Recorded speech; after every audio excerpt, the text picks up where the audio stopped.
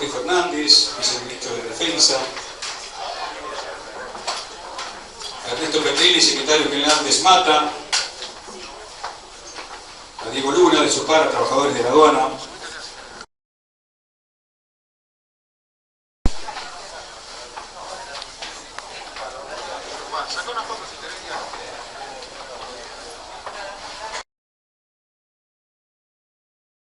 actas que fueron encontradas en el subsuelo del edificio Cóndor, bueno, y vemos muy bien que el movimiento obrero sea parte de esas actas.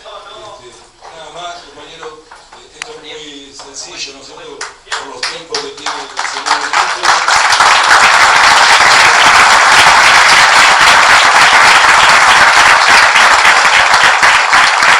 Invitamos también a decir unas palabras al compañero secretario general de la CGT Zona Norte, José Luis Casares.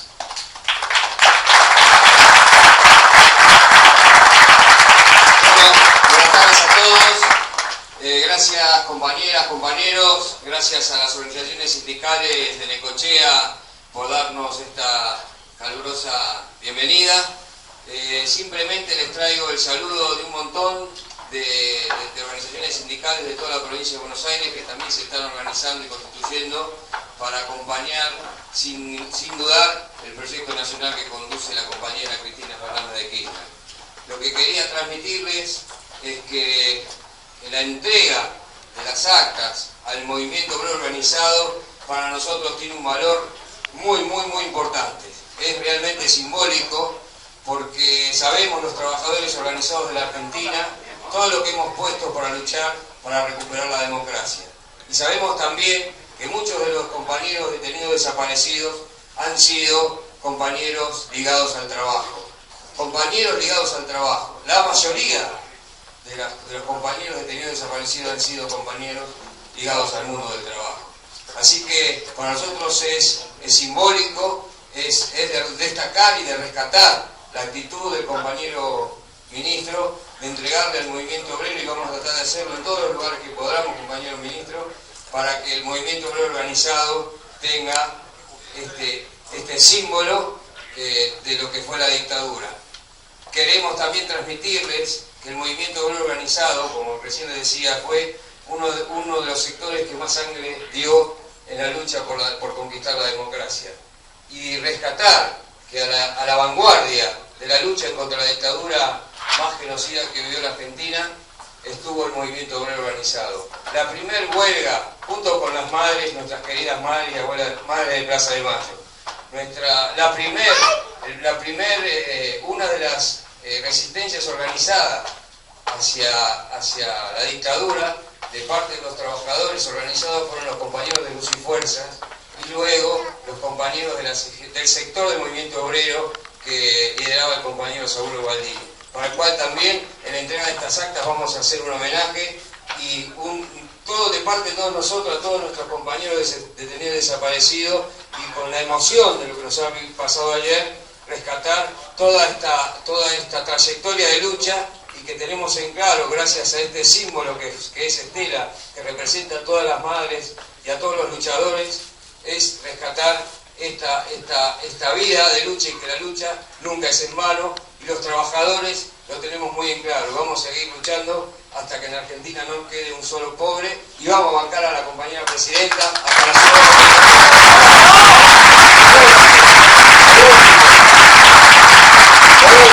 Queremos decirle que los trabajadores organizados de Necochea estamos unidos y estamos unidos atrás del liderazgo de nuestra compañera Cristina Fernández de Kirchner.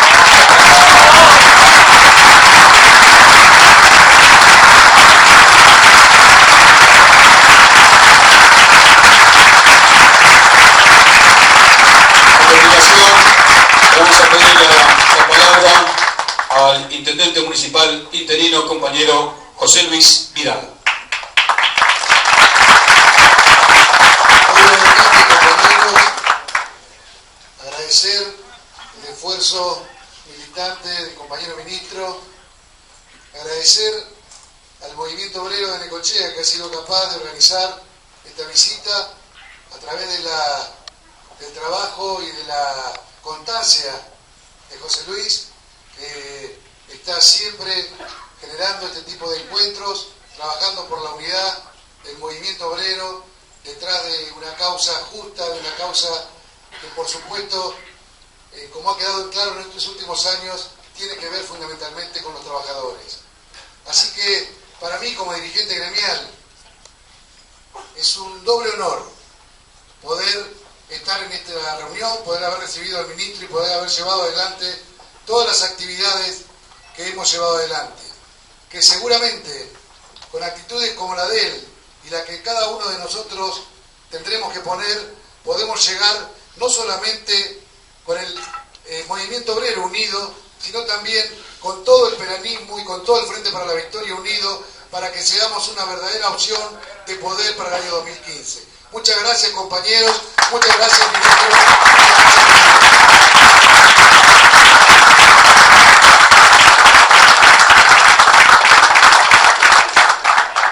Y ahora sí escuchamos la palabra del compañero ministro de Defensa de la Nación, el compañero Agustín Rossi.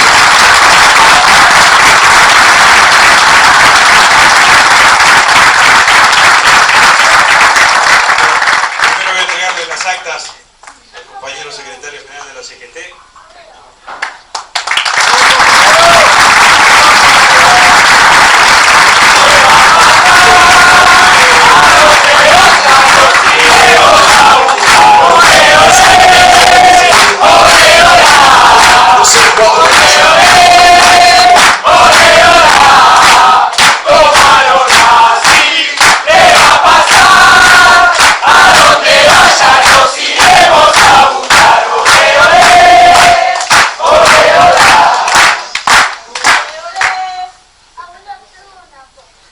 Bueno, muchísimas gracias a todas las compañeras, los compañeros, muchísimas gracias a los compañeros de la CGT de Necochea, José Luis, que es un gran impulsor de estos encuentros, y muchísimas gracias al intendente de la ciudad de Necochea por las invitaciones y por haber podido compartir una serie de actividades en el día de hoy. Muchísimas gracias a todos los compañeros y compañeras.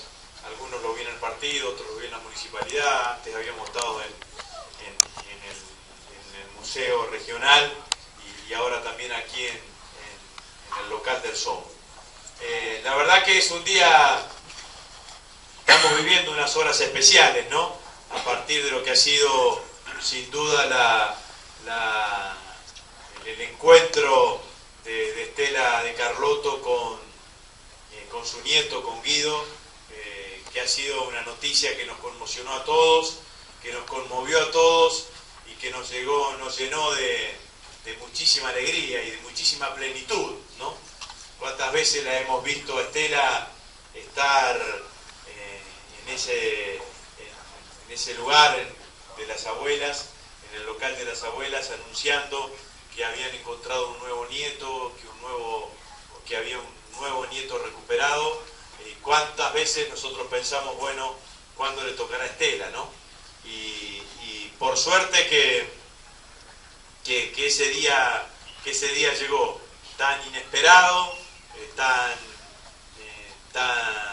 imposible de saber cuándo se iba a dar esa situación, pero llegó y nos conmovió sin duda a todos, ¿no? Estela decía ayer en alguno de los tantos reportajes que dio que lo que quería era no morirse sin antes poder abrazar a su nieto, ¿no? Y me parece que allí está sintetizado, allí está condensado de alguna manera, de alguna forma, muchísimo de lo que ha sido la historia de todos estos años, digamos, ¿no? Muchísimo de lo que ha sido la lucha, el emblema de todos estos años, ¿no? Me parece que también en la medida que nos vayamos alejando, digamos, ¿no?, que todo lo que ha significado esta emoción y esta alegría que nos embarga deje de estar tan presente, digamos, ¿no? Seguramente aparecerán la cantidad de reflexiones que cada uno puede hacer sobre un hecho de estas características, digamos, ¿no? Que yo digo digo que es un hecho conmocionante e impactante porque es masivo, ¿no? Y impactó al conjunto de los argentinos, pero que también fue noticia en todo el mundo. Ayer a la noche todos los portales de noticias del mundo hacían referencia a este encuentro entre Estela y su nieto, y también marca eso lo que ha sido la política de derechos humanos de la Argentina, ¿no? Yo he tenido posibilidad con las actas estas que acabo de entregar de presentarlas en Barcelona y en México, ¿no? Y en ambos lugares uno recoge la profunda admiración que hay sobre la política de derechos humanos en la Argentina. Imaginémonos que estoy hablando de un país que todavía no pudo juzgar los crímenes del franquismo, digamos, ¿no? Entonces, sin duda, lo que eso significa de valioso, ¿no? Y esto que decía también me hace reflexionar sobre lo siguiente. Sin duda que las abuelas, las madres, los compañeros que militaron en los distintos organismos de derechos humanos fueron la vanguardia de la pelea por los derechos humanos. Y el Estado no siempre fue el mismo en estos 30 años de democracia. Hubo una época en donde el Estado no solamente estuvo ausente, sino que le dio la espalda a los distintos organismos de derechos humanos. Y los Estados y los organismos de derechos humanos, ayer Estela lo reconocía, se sintieron plenamente acompañados a partir del 25 de mayo del 2003. No, el 25 de mayo del 2003,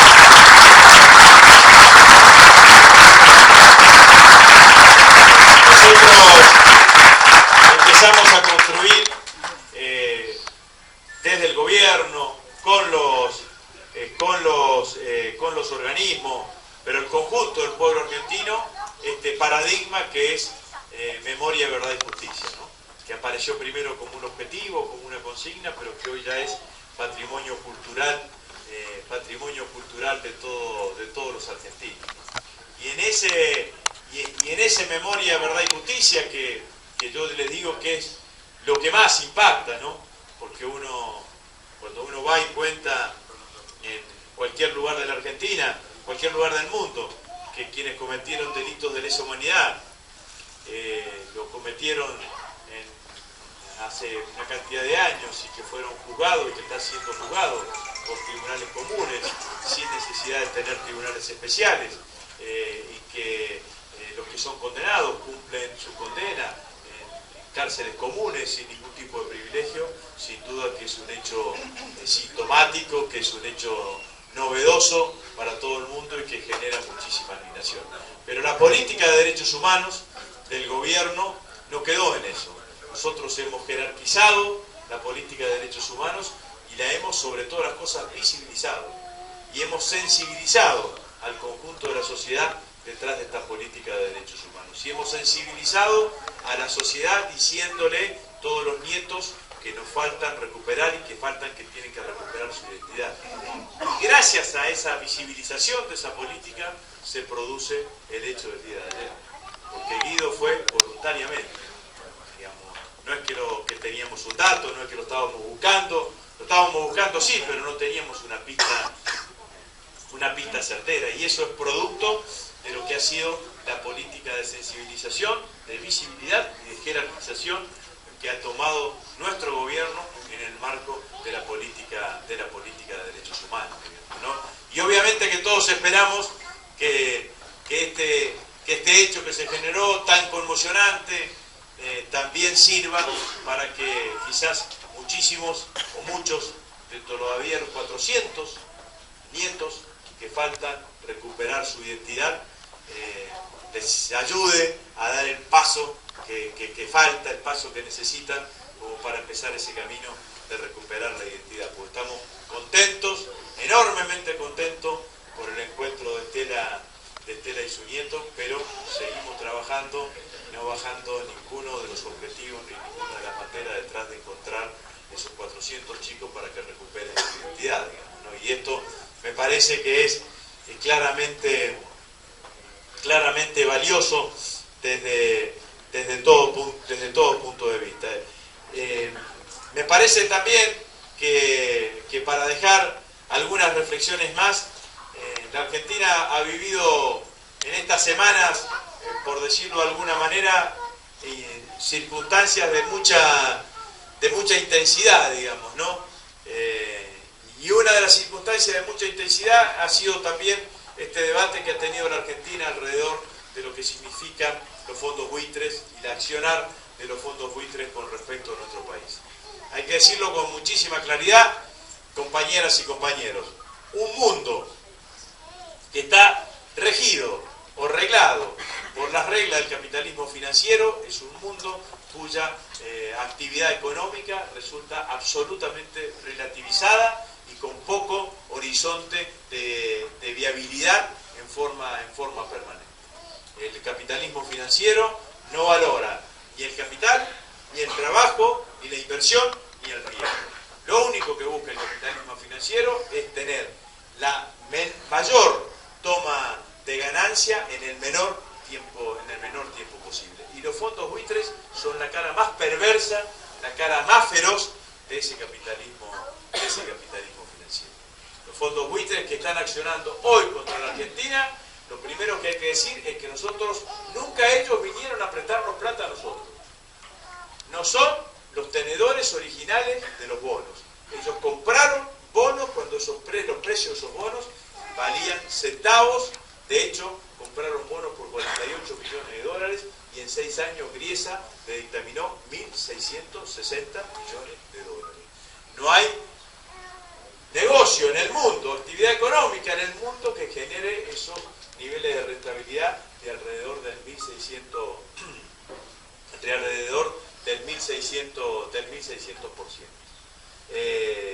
Nunca intentaron sentarse a acordar con la Argentina. No intentaron ingresar en el primer canje, no intentaron ingresar en el segundo canje. Es más, intentaron boicotear el primer canje e intentaron boicotear el segundo canje. El único camino que siguieron fue el camino judicial y encontraron en la búsqueda de ese camino judicial un juez que resolvió adecuadamente para los intereses de los fondos buitres sin preocuparle ningún otro tipo de situación ni ningún otro tipo de aspecto que lógicamente debía considerar. Un juez que en la medida que sigue actuando queda demostrado que lo único que hace es empeorar la situación en lugar de generar situaciones como para resolverla. Lo único que hacen es seguir enredándola, seguir empeorándola y seguir complicando claramente la situación. La reestructuración de la deuda que llevó adelante la Argentina, con el coraje y con la decisión de Néstor y Cristina, fundamentalmente nos permitió a nosotros pasar de tener el 160% del PBI, de la deuda con respecto al PBI, que pesaba el 160% en el año 2003, a tener hoy una deuda que equivale al 40% del PBI. Y de ese 40% del PBI,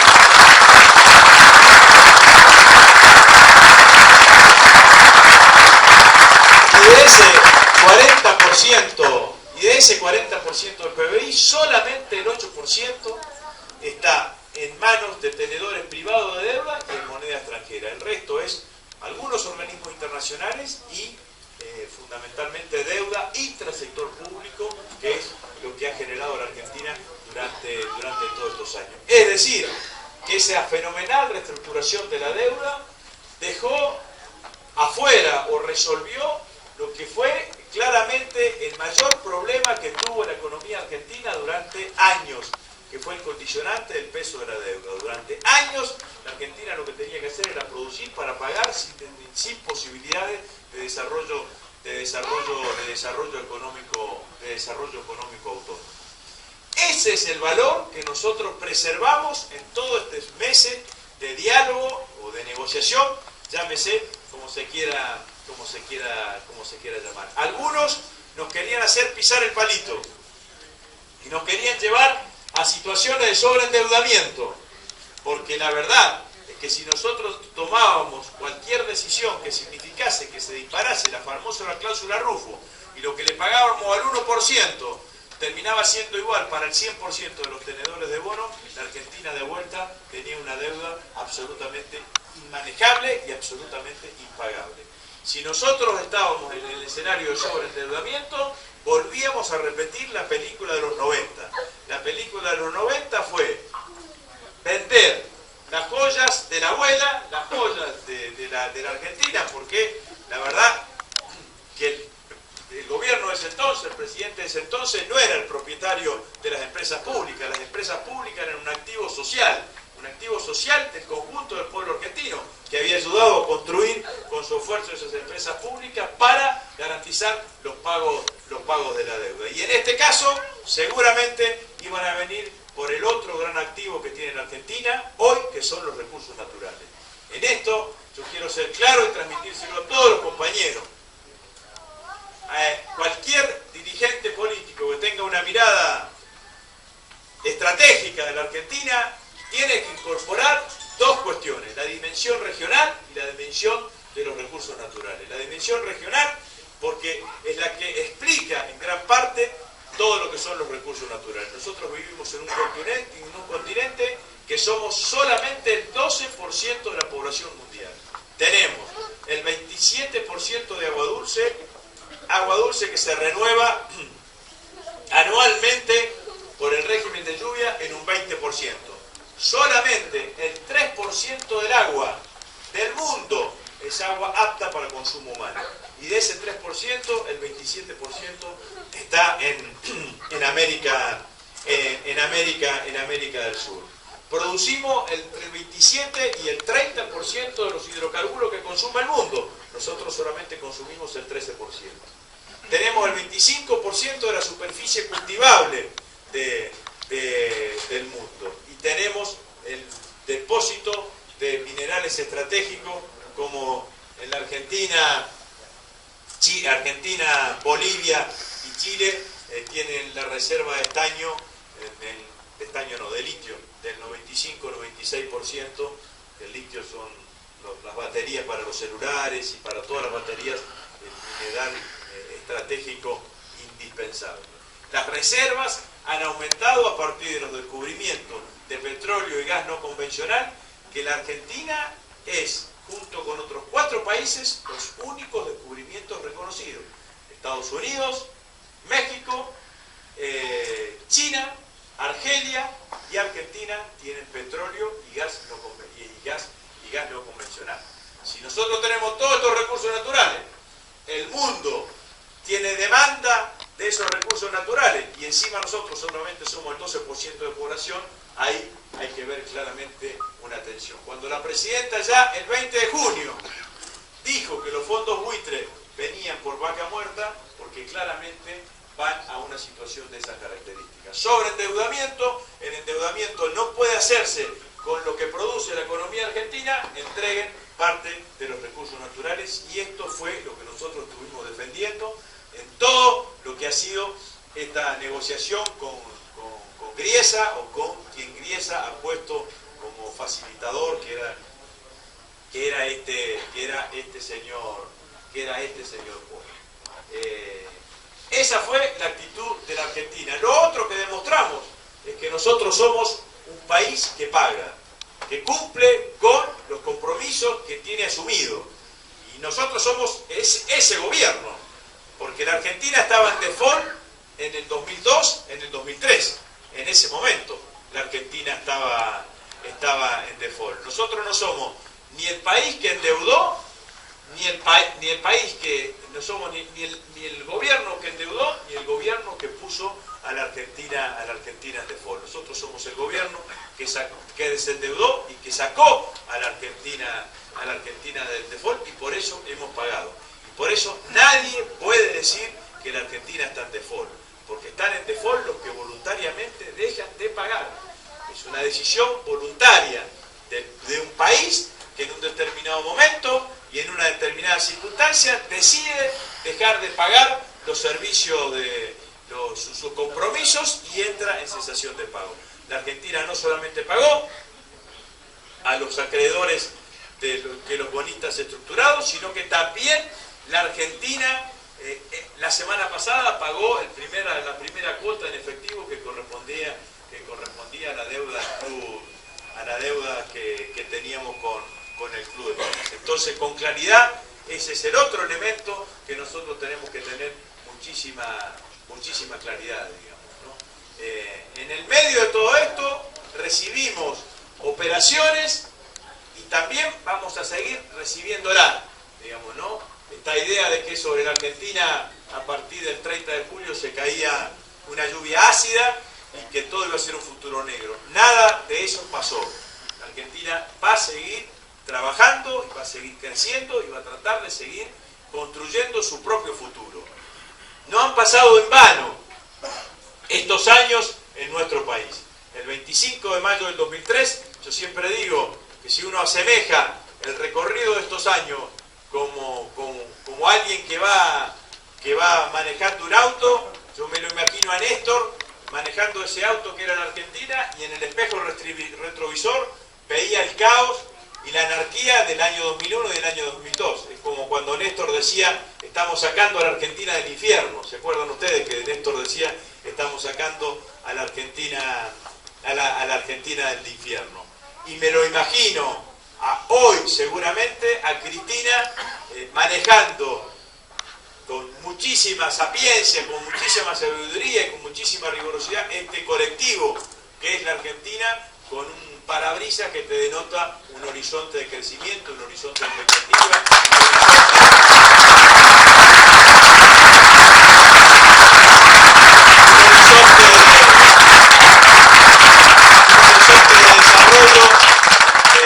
de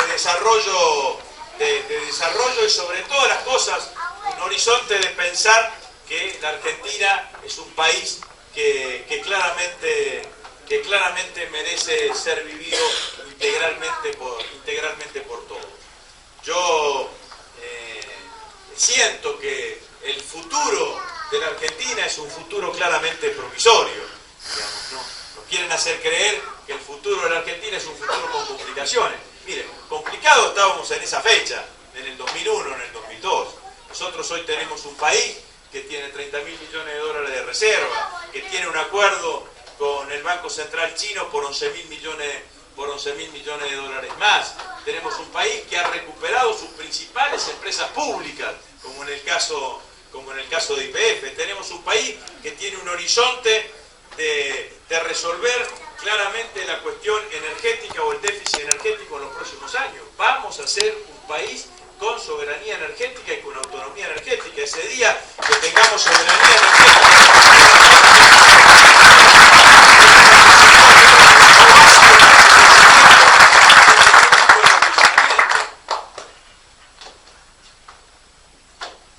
somos un país que ha parado su industria, ha parado en el sentido que la ha levantado, más allá de las situaciones puntuales que pudiesen existir en estos días.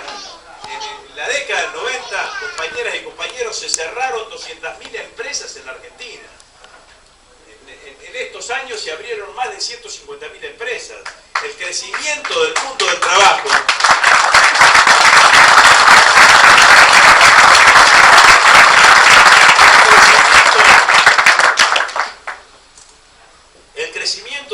trabajo lo pueden dar fe y lo pueden atestiguar los compañeros que son secretarios generales de cada uno de esos gremios, solamente con constatar la planilla de afiliados que tenían hace 11 años atrás y la planilla de afiliados que tienen estos años. Eso no es ni el INDEC ni cualquier cifra que se les pueda ocurrir. Son datos reales, datos duros de cómo ha evolucionado el trabajo en la Argentina. La Argentina tiene una recuperación enorme en cuanto a lo que significa su capacidad de fuerza laboral. Tener entre el 7 y el 8% de desocupación. Son los guarismos, los mejores guarismos de las últimas series históricas. Yo siempre digo, compañeras y compañeros, cuando me dicen, bueno, pero ustedes los kirchneristas siempre hablan del pasado y no hablan del futuro, digo, bueno, hablemos un poco del futuro. Nosotros llegamos a estos niveles de desocupación porque la Argentina creó 6 millones de puestos de trabajo entre el 2003 entre el 2013 y en el 2013. En los próximos 10 años se va a aumentar la población económicamente activa en 4 millones de trabajadores. Por lo tanto, para seguir manteniendo estos niveles de ocupación, hay que generar 4 millones de puestos de trabajo en la Argentina en los próximos años. Yo desafío a cualquier el bolsillo de los trabajadores, sino que por el contrario, siempre hemos tomado medidas expansivas en este sentido. Y resulta que de esto, como algo tan importante que yo me imagino que debe ser importante para cualquiera que quiera ser presidente en la Argentina, generar trabajo, ¿no? No debe haber otra tarea, quizás más importante, que no sea cómo se hace para generar trabajo, en la Argentina. Y de esto muchísimas veces uno escucha el debate político, el debate electoral, y de estas cosas no se terminan hablando en la Argentina. Entonces a mí me parece que claramente nosotros lo que le tenemos que plantear a los argentinos como desafío de los próximos tiempos es que el debate electoral en la Argentina, el debate político en la Argentina, sea un debate que contemple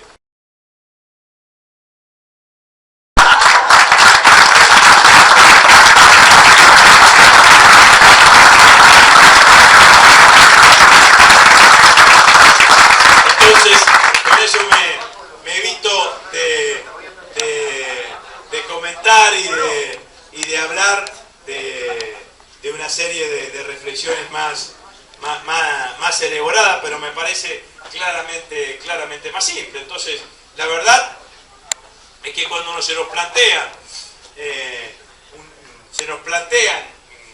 en este tiempo en donde nosotros vamos a tener que elegir en los próximos meses, y fundamentalmente el año que viene vamos a tener una elección presidencial, yo creo que en el marco del debate de esa elección presidencial, claramente nosotros como espacio político tenemos que tensionar el debate político en la Argentina, porque se juegan, a mi criterio, muchísimas cosas en esa elección del 10 de diciembre del 2015. Seguramente uno podría llegar a sintetizarlo y podría decir que nosotros deberíamos proponer como Frente para la Victoria la continuidad de las políticas que empezaron el 25 de mayo del 2003, que siguen estando vigentes a partir del 10 de diciembre del 2015, y que seguramente los candidatos opositores plantearán algún tipo de cambio. Yo creo que en el fondo terminan planteando políticas regresivas. En realidad no plantean cambio, plantean volver claramente al pasado que nosotros ya transitamos y que nosotros entendemos que la Argentina no tiene que volver más aún. Porque también hay que decir las cosas como son, compañeras y compañeros. La Argentina tuvo matriz económica, el mismo modelo económico, que fue el modelo económico neoliberal, y que nos llevó a la implosión de la Argentina en el 2001 y en el 2002. La entrega nacional, compañero. Exactamente, y que nosotros empezamos a reconstituir a partir del 25 de mayo del 2003, donde apareció un dirigente político que empezó a gobernar desde un lugar distinto que nos tenían acostumbrados los dirigentes políticos que habían gobernado la Argentina hasta ese momento. Néstor vino a privilegiar otras cosas, vino a privilegiar la producción, vino a privilegiar la industria, vino a privilegiar la generación de empleo, vino a privilegiar la recuperación de la movilidad social ascendente, vino a privilegiar la inclusión social, vino a privilegiar la educación, vino a privilegiar la salud, por sobre todas las cosas.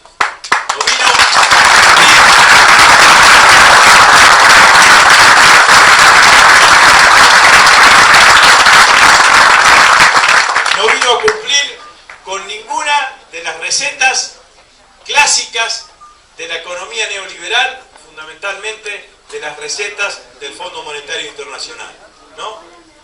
Ahora me hacen acordar este tema del Fondo Monetario. Don Arturo Jaureche tenía una frase que es claramente aplicable a estos días alrededor de los fondos buitres. Arturo Jauretche decía que ir a preguntarle, a ir a buscar asesoramiento económico al Fondo Monetario Internacional era como ir al almacén con el manual del almacenero. Era una de las frases más clásicas de don Arturo Jauretche. Bueno, nosotros lo que hicimos con los fondos buitres es exactamente lo contrario. No fuimos a negociar con los fondos buitres, con el manual de los fondos buitres, como muchos querían de acá a la Argentina, que vayamos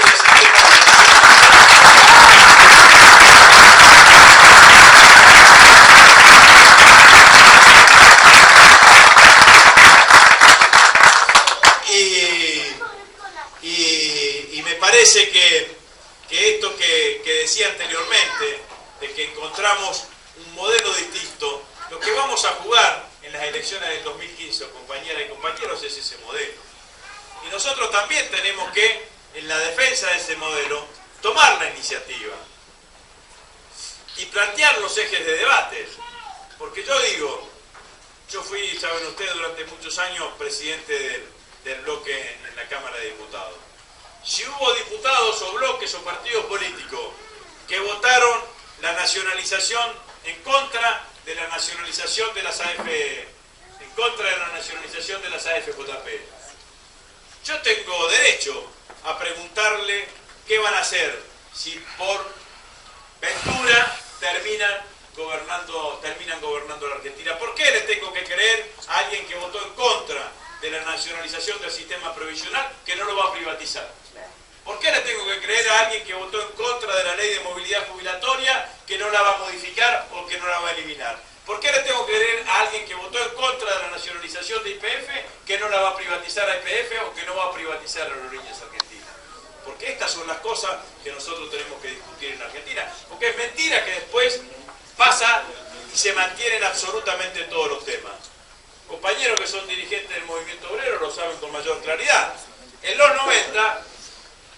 el Consejo del Salario Mínimo no se suprimió, pero no se convocó nunca. En los 90, las convenciones colectivas de trabajo no se suspendieron, pero no hubo paritarias.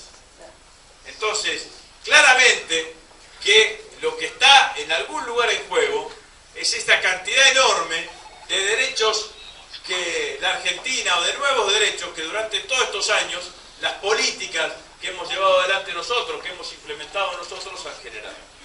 Entonces, a mí me parece que es función de nuestros dirigentes políticos, de nuestros...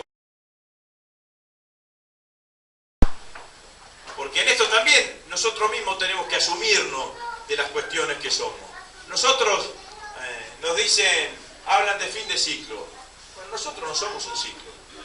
Nosotros no somos una ventana transitoria en la historia política de nuestro país. Nosotros somos un proyecto político. Y si me apretan y me apuran un poquito, digo, somos un proyecto político que más que proyecto político somos un proyecto de vida. Digamos, ¿no? O no le cambiamos la vida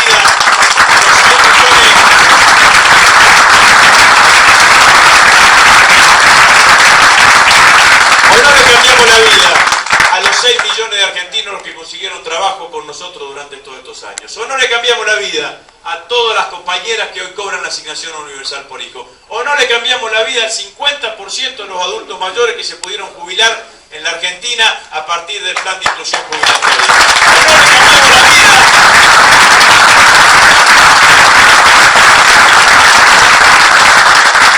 O no le cambiamos la vida a los hijos de esos adultos mayores que tenían que hacerse cargo porque el Estado no se hacía cargo absolutamente nada durante todos esos años. Entonces, compañeras y compañeros, el desafío que tenemos es claramente defender ese proyecto de vida. Ese proyecto de vida que nos hizo a todos nosotros, sin duda, recuperar sueños. Porque de esto se trata, digamos, ¿no? Lo maravilloso de Néstor y Cristina fue que nos devolvieron la capacidad de soñar. Yo nací en una familia de clase media, en el norte de la provincia de Santa Fe. Mi papá era abogado, mi mamá era docente, y bueno, y yo siempre, cuando cuando que crecí, a pesar de que mi papá murió cuando yo era muy chico, tenía 12 años, yo siempre sentí que mis padres me transmitían a mí que mi vida iba a ser mejor que la de ellos, que mi vida iba a ser una vida más sin problemas, con mayores posibilidades de realizaciones en diferentes aspectos. Una cosa casi natural, casi evolutivamente natural, digamos, ¿no? Para eso uno trabaja, digamos, ¿no? Uno llega a un determinado momento de su vida que vive los logros de la vida por los logros de sus hijos o de sus nietos, ¿no? Y yo tengo que confesar que durante muchas noches, en los 90, cuando iba a acostar a mis hijos más grandes, no sentía la misma certeza que tenían mis padres sobre mí. Yo sentía que la vida de ellos iba a terminar siendo más complicada que la vida que me tocó vivir a mí, ¿no?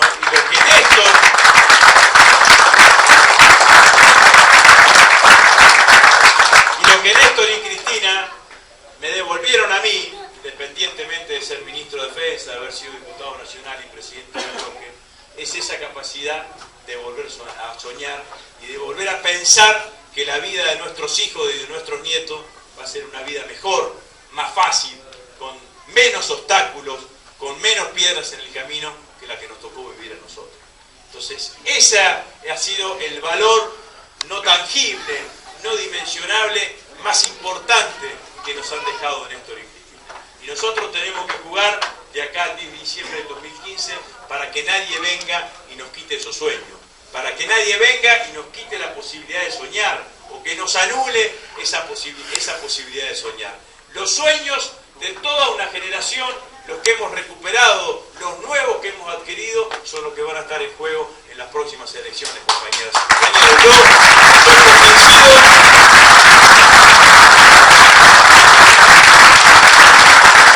Yo estoy convencido que la única manera de garantizar esos sueños es que el 10 de diciembre del 2015 la Presidenta de la Nación le ponga la banda de presidente a un compañero que